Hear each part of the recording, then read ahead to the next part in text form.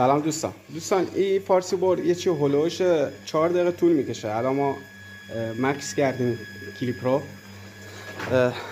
قیمت هر فارسی بور ما چکی میزنیم تو سرویس ها رو، یعنی کار توافقی میگیریم.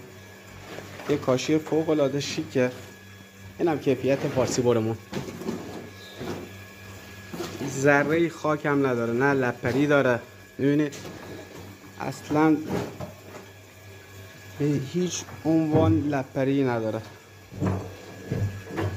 یه زاویه خیلی شیکه 45 درجه.